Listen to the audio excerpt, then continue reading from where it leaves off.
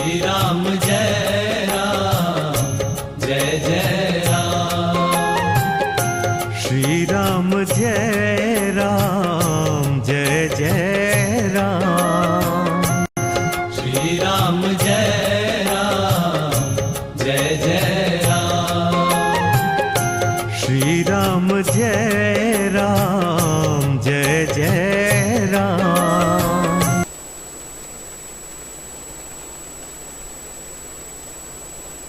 श्री राम श्री राम श्री राम। हम कई साल से रामायण पाठ अलग अलग संपुट से कर रहे हैं। आपके हिसाब से रामायण पाठ का सही तरीका क्या है और हमें कैसे करना चाहिए?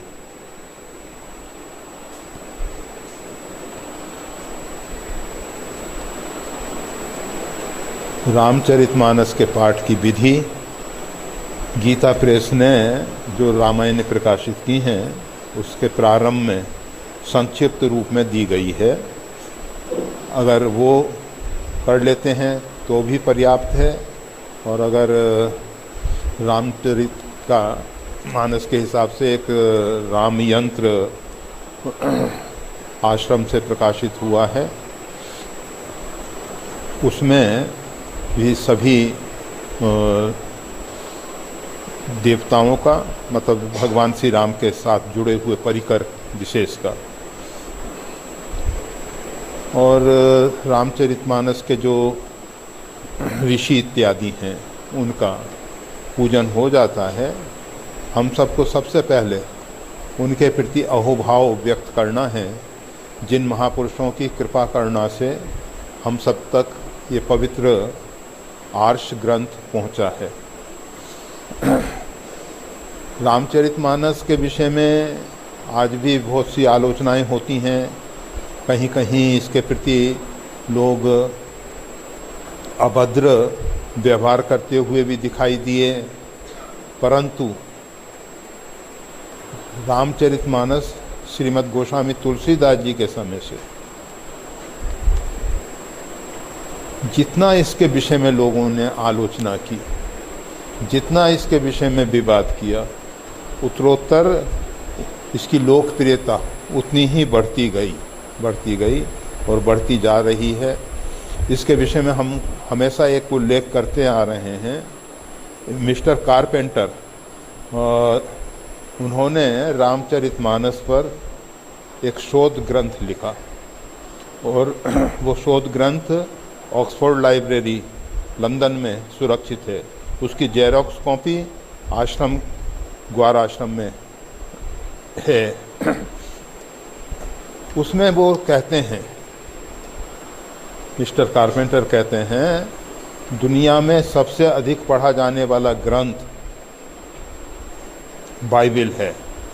सबसे अधिक बाइबिल का पाठ इत्यादि होता है, परंतु लोकप्रियता के रूप में रामचरितमानस सर्वोपरि।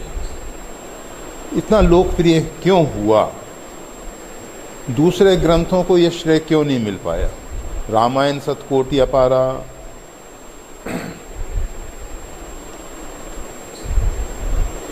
रामायण अपरिमित हैं, उनकी कोई संख्या निर्धारित नहीं की जा सकती है। पहले तो कहा जाता है चरितम रघुनाथस्य शतकोटि प्रविस्तरम, परंतु गोस्वामी तुलसीदास जी को इस बात से संतोष नहीं है।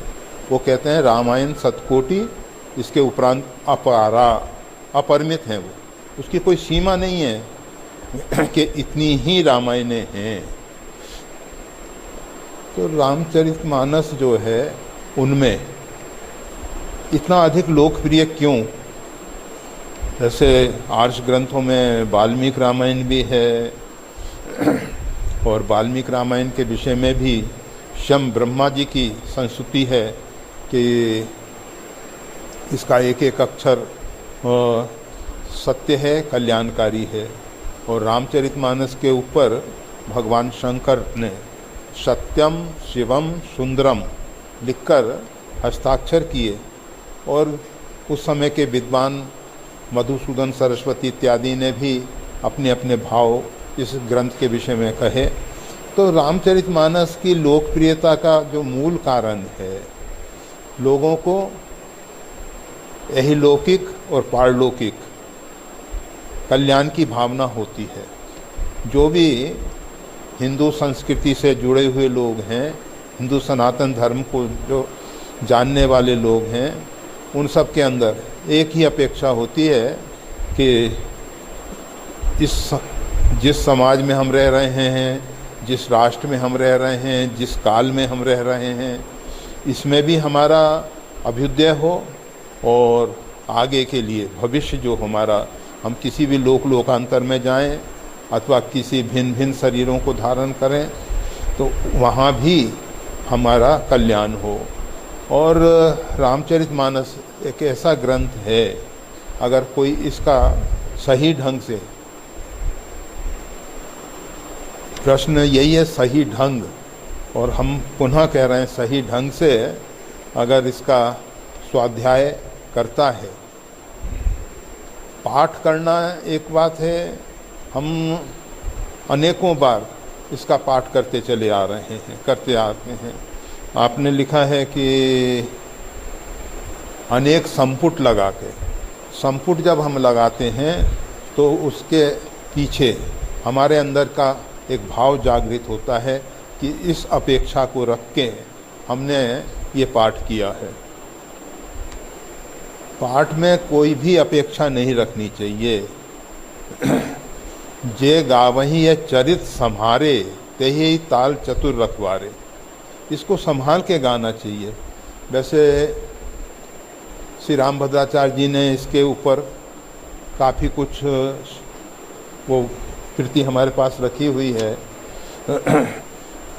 पाठ भेद में बहुत से सुधार करके, और उनके पक्ष में हाई कोर्ट का निर्णय भी है, परंतु संत समाज उस बात को स्वीकार नहीं कर पाया। आप देखेंगे ग्रंथ साहिब की जो हस्तलिखित कृतियाँ हैं और उनके आधार पर पुनः हस्तलिखित कृतियाँ तैयार हो रही हैं, उनसे पाठ होता है अमृतसर में, और उन कृतियों में किसी भी प्रकार का परिवर्तन नहीं किया जा सकता है। जिस प्रकार से कुरान इत्यादि में कोई परिवर्तन नहीं किया जा सकता है, क्योंकि किसी भी ग्रंथ के साथ अगर थोड़ी भी छेड़खानी की छूट मिल गई, एक चित्रकार ने एक चित्र अंकित किया, उसके विषय में उसने कहा इसमें जहाँ त्रुटि हो वहाँ निशान लगा दिए जाएं। इतने निशान लगे कि चित्र दिखाई देना बंद हो गया। उस चित्रकार ने उसकी एक कॉपी रख रखी थी, उस कॉपी को पुनः लगा दिया गया और लिख दिया गया कि इसमें जो सुधार करने योग्य हो वो सुधार कर दिया जाए। कोई सुधार नहीं कर सका। आलोचनाएं बहुत लोग करते हैं और सुधारक भी बहुत होते हैं, ऐसा हम नहीं कहते कि सुधारक कम हैं। पंडित ज्वाला प्रसाद मिश्र विद्या वारिद, जो आज से काफ़ी समय पूर्व रामचरितमानस में एक कांड पूरा लवकुश कांड जोड़ दिए, उसमें अनेक कथा प्रसंग जोड़ दिए गए। और तो क्या, वाल्मीकि रामायण में उत्तरकांड जो है वो प्रक्षिप्त सर्ग है। वो कुछ प्राचीन, क्योंकि महर्षि वाल्मीकि जो हैं, वैसे ब्रह्मऋषि कहें तो भी अच्छा होगा, वाल्मीकि जी को प्रचेता पुत्र हैं, परंतु जो भी महर्षि कहें ब्रह्मऋषि कहें, इससे हमको कुछ लेना देना नहीं।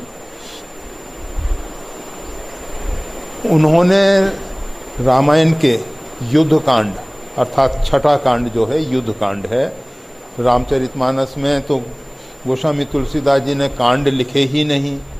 उन्होंने तो प्रथम सोपान, द्वितीय सोपान, एहिमे रुचिर सप्त सोपाना,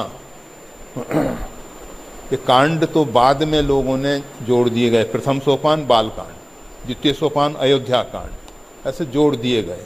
और उसमें षष्ठ सोपान को लंका कांड कहा गया और वाल्मीकि रामायण में युद्ध कांड है। और उसमें अंतिम में ग्रंथ की फलश्रुति कह दी गई है। इस ग्रंथ का नाम पोलत्स्य वध, अर्थात पुलस्त्य का प्रपोत्र, पौत्र है या प्रपोत्र है जो भी है, उसका वध की कथा है अथवा रामायण। ये उन्होंने वाल्मीकि जी ने युद्ध कांड के अंतिम में कहा है। और इस ग्रंथ को पढ़ने से अमुक अमुक अमुक सब के लिए ये लाभ होंगे। तो ग्रंथ का नाम और ये सब दे के फिर उत्तरकांड जोड़ना उसमें कैसे संभव होगा। और फिर उत्तरकांड में कुछ ऐसे विषय हैं, सम्मुख वध, भगवान श्री राम माता सबरी को तपस्विनी के रूप में बहुत अधिक आदर देते हैं, बहुत अधिक आदर देते हैं। भगवती सीता की सुधि के विषय में ऋषियों से भगवान ने प्रश्न नहीं किया, माता सबरी से ही प्रश्न किया है। और अन्य ऋषि महर्षियों के आश्रम में ना जाकर भगवान माता सबरी के आश्रम में, मतलब माता सबरी को बहुत आदर दिया गया है। निषाद राज गुहु जासु छाछ छुई ले हैं सींचा, वो स्वयं अपने मुख से कहते हैं कि हम तो ऐसे अधम हैं कि उसकी एक छाया भी पड़े तो स्नान इत्यादि करना पड़ता था। और उनको गुरु वशिष्ठ भी हृदय से लगाते हैं, भगवान श्री राम भी हृदय से लगाते हैं। और रामचरितमानस में निषाद राज गुहु से भगवान विदाई समारोह के समय कहते हैं, सदा रहो पुर आवत जाता। भगवान आदिवासियों को और इस प्रकार से वर्ण व्यवस्था के हिसाब से निषाद इत्यादि को, तो वो सम्मुख का वध कैसे कर सकते हैं, जबकि मानधाता जी के समय ऐसी ही एक घटना हुई। लंबे समय तक अनवर्षण हुआ, वृष्टि नहीं हुई। और गुरु वशिष्ठ जी के पास मानधाता जी ने पूछा कि ऐसी स्थिति में क्या करना चाहिए। तो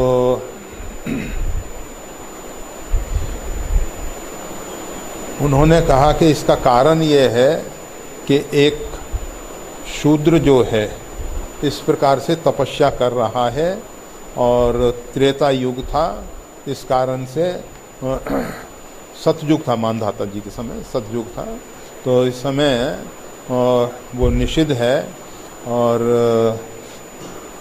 शास्त्र अवहेलना के कारण ये सब दुर्दशा हो रही है, आप उसको दंड दीजिए। तो मानधाता जी ने कहा, हम किसी साधु सन्यासी, किसी तपस्वी को दंड नहीं दे सकते हैं, इसलिए कोई और उपाय हो तो बताएं। उन्होंने कहा कि सामूहिक रूप में लोग एकादशी व्रत करें तो फिर वृष्टि होगी। फिर सब लोगों ने, ये स्कंद पुराण की कथा है। तो भगवान श्री राम के पूर्वज उस मर्यादा का पालन करते आए और भगवान श्री राम जो कोल आदिवासियों से बहुत प्रेम से मिलते हैं, उनके बीच में रहते हैं, उनकी सेवा स्वीकार करते हैं, उनके साथ ऐसा व्यवहार करें उचित नहीं लगता है। और भी उसमें बहुत सी बातें ऐसी हैं जो रामायण के संदर्भ में सही नहीं है, भगवान श्री राम के चरित्र के साथ उनका मेल नहीं है, पर जोड़ दिया गया। तो इसी प्रकार से ये चलता आ रहा है। ग्रंथों के साथ बहुत अन्याय हुआ है, बहुत अन्याय हुआ है। उसमें बहुत कुछ जोड़ दिया गया, बहुत कुछ उसमें से निकाल दिया गया। अभी आप सब गुरु गीता का पाठ करते हैं। स्कंद पुराण के अंतर्गत गुरु गीता को कहा गया है। स्कंद पुराण यहाँ रखा हुआ है, आश्रम की लाइब्रेरी में है। उसमें पत्राकार प्राचीन समय का रखा है। ये गुरु गीता नहीं मिलती है। और गुरु गीता का प्रकाशन बहुत अधिक हुआ है और बहुत स्थानों से हुआ है। इस प्रकार से बहुत से ग्रंथों में से बहुत सी चीज़ें निकाल दी गई, बहुत सी चीज़ें प्रविष्ट कर दी गई। ग्रंथों के साथ बहुत घोटाले हुए। तो एक नियम जहाँ बन जाता है कि नहीं, जितने भी प्राचीन ग्रंथ हैं इनके साथ कोई छेड़खानी नहीं। जैसा है, मात्रा की त्रुटि है तो चलने दो, कुछ भी है चलने दो, उसको वैसे ही रहने दो, उसमें संशोधन की जरूरत नहीं, सुधार की जरूरत नहीं। और साबर मंत्र जाल जिन सृजा, साबर मंत्र के सदृश उसमें तो अनमिल आखर अर्थ न जापू, उसके अक्षर भी अनमिल हैं और उसका जप इत्यादि के लिए भी जो विशेष प्रकार की व्यवस्थाएं हैं वो पुरस्चरण इत्यादि के रूप में नहीं हैं, फिर भी वो परिणाम देते हैं। इसी प्रकार से रामचरितमानस की प्रत्येक चौपाई मंत्र है। और ये जो महाकाव्य गोस्वामी तुलसीदास जी के द्वारा रचित है, ये प्रसाद काव्य है। भगवान की कृपा प्रसाद से इसकी रचना हुई है। तो पाठ करने वाले को सबसे पहले उन महापुरुषों को नमस्कार करना चाहिए, अभिवादन करना चाहिए, जिनकी कृपा से इस ग्रंथ की रचना हुई है, जो इसके ऋषि इत्यादि हैं। और फिर करन्यास इत्यादि करके, हृदय न्यास करके, विनियोग करके फिर पाठ करना चाहिए। पाठ में संपुट लगाने के लिए हम सब कभी नहीं कहेंगे कि संपुट लगाना चाहिए। और अगर संपुट लगाने के बिना नहीं रहा जाता है, कुछ लोगों को ऐसी आदत पड़ गई है कि नहीं संपुट तो होना ही चाहिए, तो श्री राम जय राम जय जय राम से उत्तम संपुट क्या हो सकता है। वो सबसे अच्छा संपुट है। और भिन्न भिन्न प्रकार के संपुट लगा देने में कभी कभी प्रसंग कुछ चल रहा है, बीच में संपुट आ जाता है, प्रसंग टूट जाता है। जब हम पाठ करते होते हैं तो बीच में संपुट आके एक रोक अवरोध पैदा करता है। तो इस प्रकार से तो हम तो संपुट के पक्षधर नहीं हैं।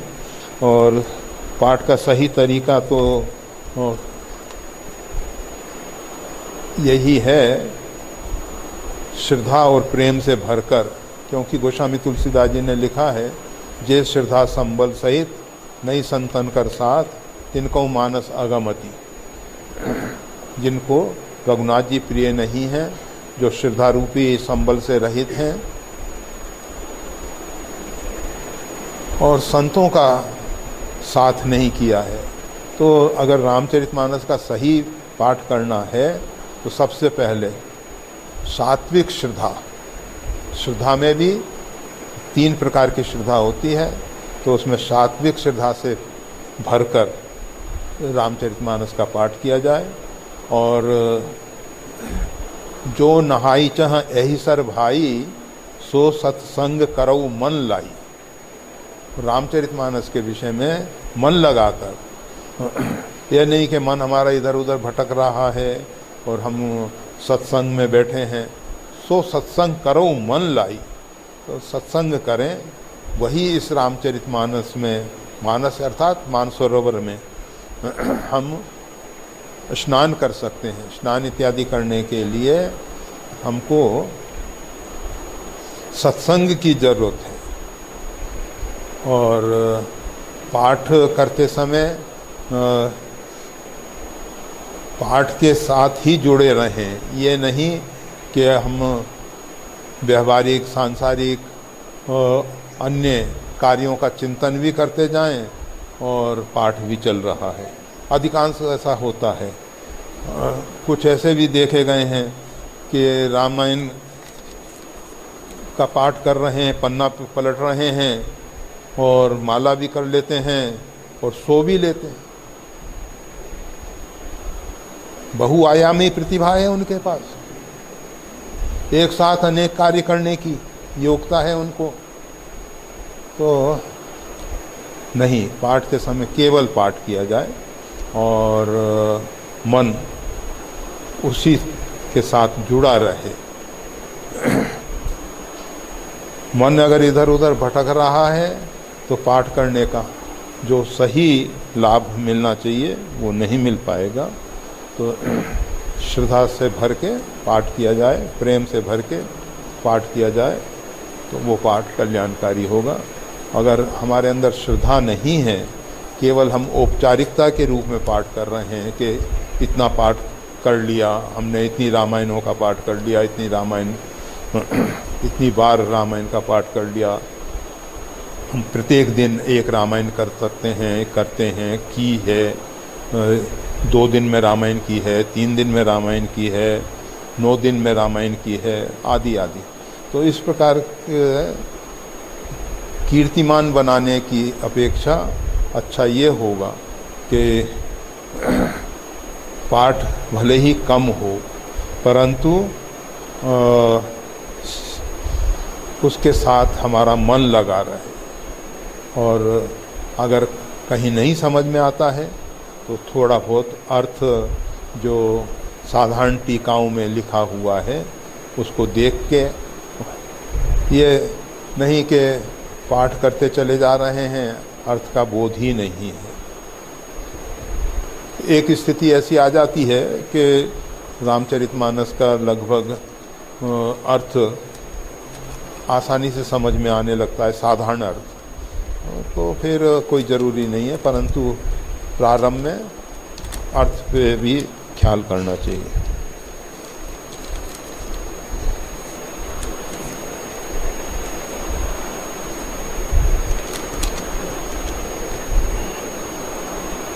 सरल होना सरल क्यों नहीं है?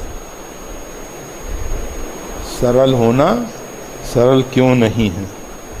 इतना कठिन क्यों है? कहते हैं कि प्राण और प्रकृति साथ में जाते हैं, तो क्या व्यक्ति अपनी प्रकृति स्वभाव को बदल सकता है? अगर बदल सकता है तो कैसे? सरल होना कठिन है।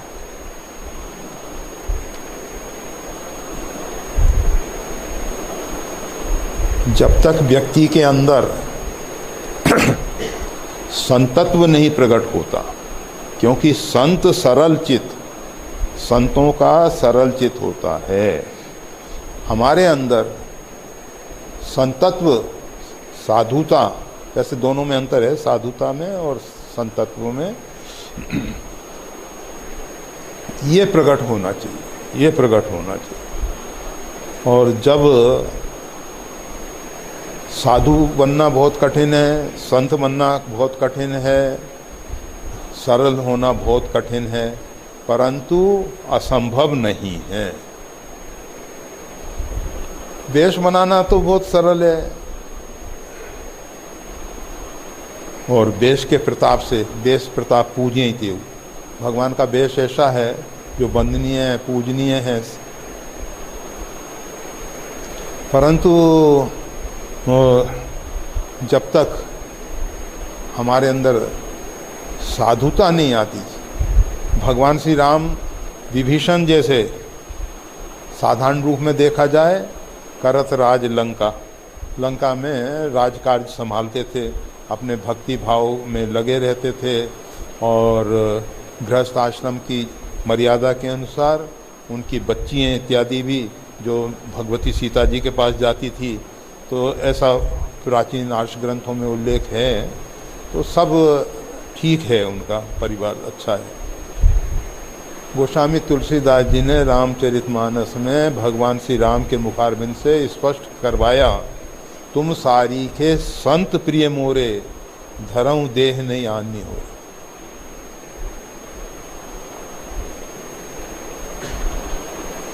तो संत के लिए जरूरी नहीं है कि वेश होना चाहिए। हाँ, वेश के साथ अगर संतत्व है तो जैसा कहा जाता है सोने में सुगंध, मणि कांचन योग। तो मुख्य बात हम सरलता की, सरलता और जो दूसरा है प्रकृति और प्राण साथ साथ जाते हैं। ये लोकोक्ति कितनी सही है? प्रकृति पूर्ण रूपेण भले ही ना बदले, परंतु काफ़ी कुछ परिवर्तन हो जाता है। ऐसा नहीं है कि बिल्कुल बदल ही नहीं सकते। गोस्वामी तुलसीदास जी स्पष्ट कहते हैं, काक होई पिक बकऊ मराला, सुनी आचरज करे जन कोई, सत्संगत महिमा नहीं होई। सत्संग की महिमा ही ऐसी है कि जो काकवत आचरण करने वालों को कोयल के सदृश मधुर भाषी बना देते हैं। बगले जो मछलियों की तरफ अपना ध्यान एकाग्र करता है, वो हंसवत होके क्षीर नीर का विवेक करते हुए उसके जीवन में देखा जाता है। तो संत श्यम तो उनका स्वभाव बदलता ही है। अब आप देखिए चैतन्य महाप्रभु का जो प्रारंभ का जीवन है वो किस प्रकार का है और आगे का जीवन किस प्रकार का है। बिल्व मंगल का पहले का जीवन कैसा है, बाद का चरित्र कैसा है। अनेक अनेक संतों के ऐसे उपाख्यान हैं कि जिनके जीवन में बहुत बड़ा परिवर्तन आया है। वाल्मीकि जी ने वाल्मीकि नारद घट जोनी, निज निज मुखन कही निज होनी, इन सब ने अपने विषय में बताया कि हम एक दिन क्या थे, कैसे थे और कैसे परिवर्तन हुआ। स्वभाव में परिवर्तन हुआ है, प्रकृति में परिवर्तन हुआ है। ऐसा नहीं है कि प्रकृति में परिवर्तन होता ही नहीं है, हो ही नहीं सकता है। हाँ, अगर किसी भी बात को हम पहले से सोच लेते हैं कि ये तो असंभव है, तो उसका संभव होना कठिन हो जाएगा, तब जरूर कठिन हो जाएगा। और नहीं, अगर अन्य के जीवन में इस प्रकार की संभावना है तो हम भी उस परमात्मा की संतान हैं। सारी सृष्टि परमात्मा ने बनाई है और परमात्मा सर्वसमर्थ है। उसके साथ साथ परमात्मा संतत दासन देव बढ़ाई, अपने दासों को, अपने सेवकों को हमेशा श्रेय देना चाहते हैं, बढ़ाई देना चाहते हैं। और संतों के द्वारा भी बहुत से लोगों के जीवन में पूरा पूरा परिवर्तन आया है। नहीं आ सकता ऐसा नहीं। तो इसके लिए उपाय बस इतना ही है, हम सत्संग करें। सत्संग का अर्थ कथा वार्ता तक ही सीमित नहीं है। सत्संग को बहुत सीमित दायरे में बांध देना होगा। अगर हम कथा वार्ता तक ही उसको मानते हैं तो हम हमेशा कहा करते हैं, नाम लंकनी एक निश्चरी, सोह का चलस मोई नींद्री, जाने नहीं मरम सठ मोरा, मोर आहार लंक कर चोरा। हम स्वयं इसका लंक कर चोरा, ये रामचरितमानस गीता प्रेस में पाठ है, मोर आहार जहाँ लगी चोरा। पर वो हमारा पुराना अभ्यास जैसा भी है, मोर आहार लंक कर चोरा, जो हनुमान जी को चोर कह रही थी। और हनुमान जी महाराज ने एक प्रयोग किया कि इसने दुष्ट रावण की अधीनता स्वीकार करके अपने जीवन में जो दुष्ट स्वभाव को स्वीकार कर रखा है, इसको बदलने के लिए एक प्रयोग किया। मुष्टि का एक महाकपि हनि और रुधिर बमत धरणी धनमनि। रुधिर का बमन करते हुए भूमि पे गिरती है और एकदम परिवर्तन हो गया, एकदम परिवर्तन हो गया। पुनि संभार उठी सो लंका। वो लंका की जो अधिष्ठाती देवी है, जिसको पहले पूर्व में लंकनी नाम से संबोधित कर रहे थे गोस्वामी तुलसीदास जी महाराज, वो कहते हैं ये लंकनी और कोई नहीं है, ये तो लंका की अधिष्ठाती देवी है। पुनि संभार उठी सो लंका। और जोर पान कर विनेश शंका, जब राम नहीं ब्रह्मवर दीना, चलत बिरंची कहा मोई चीना, विकल होस्ते कब के मारे, तब जाने निश्चर संहारे। तात मोर अति पुण्य बहुता, देखो नयन राम कर दूता। तात स्वर्ग अपवर्ग सुख, धरिय तुला एक अंग, तूल ना ताही सकल मिली, जो सुख लब सत्संग। गोस्वामी तुलसीदास जी ने सत्संग की महिमा के लिए लंका जैसी नगरी को और लंका की अधिष्ठाती देवी को चुना। कुसंग की महिमा को प्रकट करना है तो अयोध्या को चुना, श्री अवधाम धामाधिपति माता केकई को चुना गया, को न कुसंगत पाए न साई। और सत्संग की महिमा को प्रकट करना है तो लंका नगरी, मोह की नगरी, रावण की नगरी, यहाँ कहाँ सज्जन कर वासा, जहाँ सज्जनों का वास होना ही कठिन है, ऐसी नगरी को चुनते हैं और उसकी अधिष्ठाती देवी को चुनते हैं। और हनुमान जी जैसे संतों का समागम होता है। हनुमान जी महाराज स्पर्श भी अनेक प्रकार से होता है। हनुमान जी ने कोई क्रोधावेश में मुष्टिका प्रहार नहीं किया था, नहीं तो रावण जैसे वीर हनुमान जी की मुष्टिका को पाके मूर्छित हो सकते थे, गिर सकते थे, उनकी दयनीय स्थिति हो सकती थी। और वो लंघनी हनुमान जी की मुष्टिका को कैसे सहन करती? वो तो हनुमान जी ने कृपा करके स्पर्श मात्र किया है और उतने मात्र से ही अब हनुमान जी का इतना अधिक बाहुबल है, वज्र नख वज्र तन, उनका नाम ही बजरंगी है। तो मुष्टिका प्रहार वज्र के समान लगा उसको, है ही हनुमान जी का अंग वज्र जैसे हैं, तो वो लगा और उससे गिरी वो, परंतु लाभ बहुत बड़ा हुआ, लाभ बहुत बड़ा हुआ। उसको पूर्व की स्मृति जागृत हो गई, जो स्मृति भंग हो गई थी उसकी स्मृति पे अनेक इस प्रकार की परतें आ गई थीं और जिनके कारण वो भूल चुकी थी। वो बात स्मरण में आई जब रावण तपस्या करके उठा, ब्रह्मा जी ने उसको वरदान दिया। वरदान देने के उपरांत वो लंका को अपना निवास स्थान बनाया। लंकनी ने, लंका की अधिष्ठाती देवी ने ब्रह्मा जी से पूछा कि इस दुष्ट आताताई से हमको मुक्ति कब मिलेगी? तो कहा कि विकल होस्ते कप के मारे, तब जानस निश्चर संगारे। जब आप कपी के मारने से विकल हो जाओ तो समझ लेना कि राक्षसों का, दुष्ट राक्षस राज रावण का वध का समय नज़दीक आ गया है।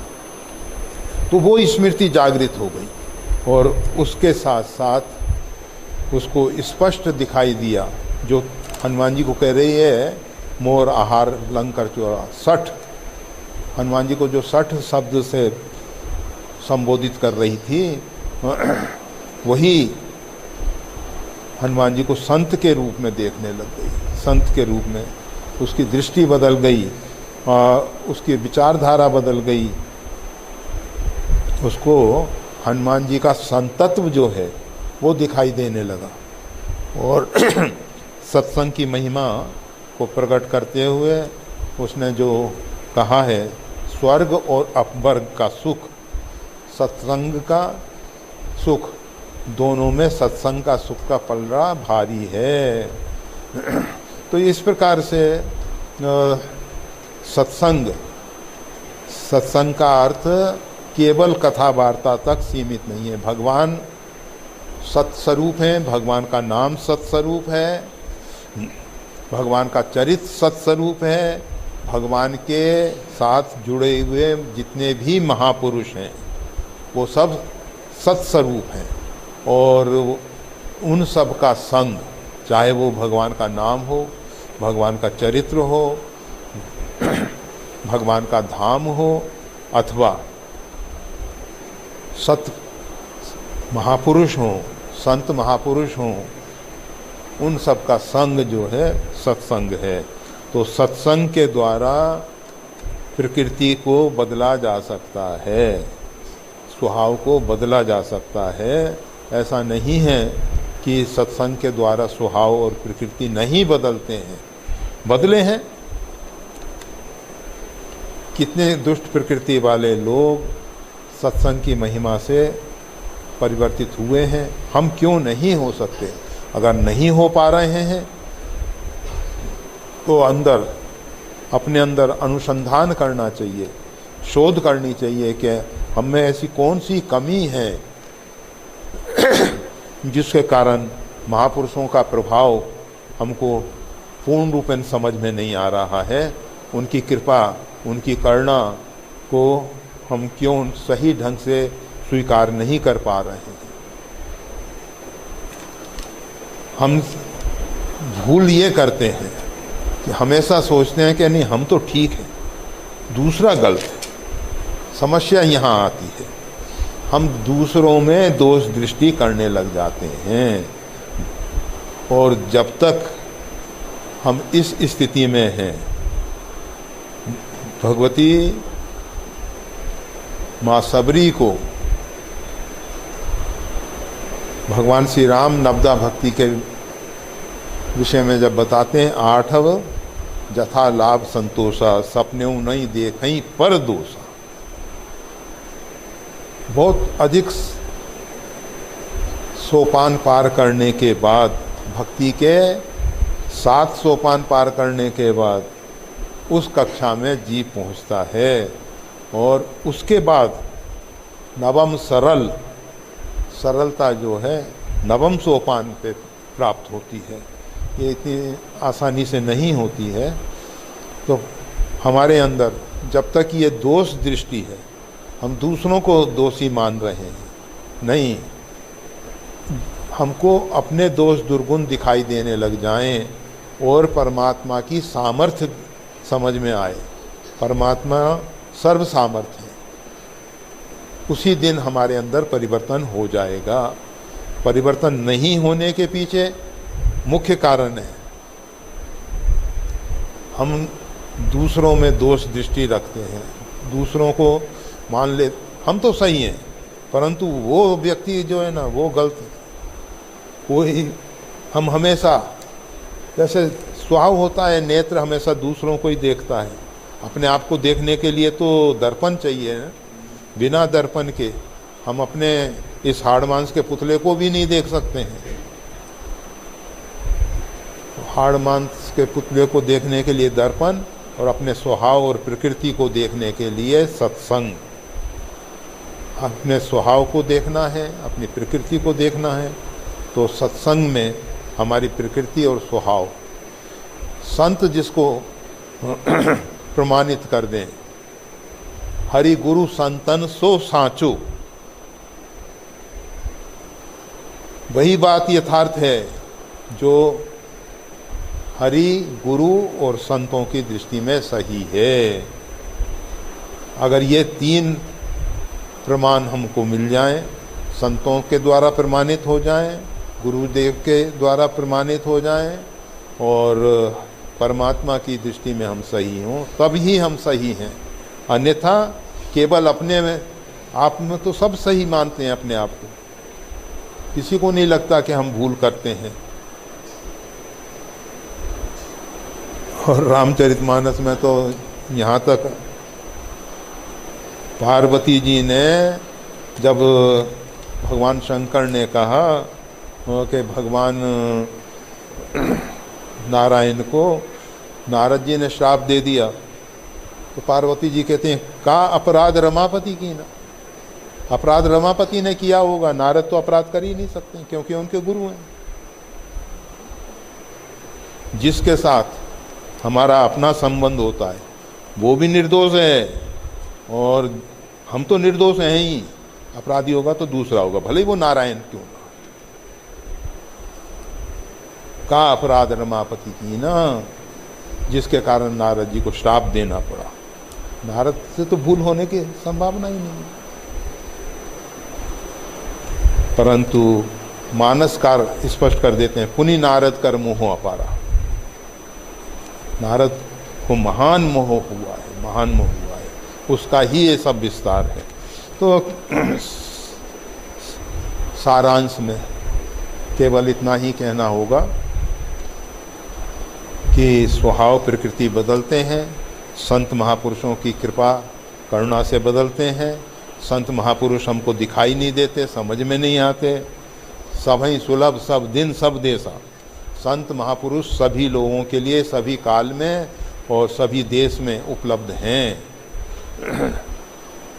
परंतु हम संतों को संत के रूप में नहीं पहचान पाते। विभीषण जैसे संत को लंका के वासी श्याम रावण भी नहीं समझ पाता था कि ये संत हैं। वो तो श्री हनुमान जी महाराज ऐते हट करियों पहचानी, साधु ते होई न कारज हानि। उन्होंने साधु के रूप में देखा, भगवान श्री राम ने उनको संत के रूप में देखा। तो संतत्व को पहचानना, साधुता को पहचानना, संत को पहचानना इतना सरल नहीं, इतना सरल नहीं। सदा रहें अपना को दुराए, सब विधि कुशल कुबेश बनाए। तो बस इस विषय में संतों को पहचान कर सत्संग करें, संतों से लाभ लें। वैसे हम दोनों बातें कहा करते हैं, वेश प्रताप पूज्य थे। ये संतों का जो वेश है ये पूजनीय है। हम रामलीला के राम के मुकुट लगा देते हैं तो वो राम जी के रूप में उनकी आरती की जाती है। राम लीला के एक एक पात्र में वही भाव बन जाता है।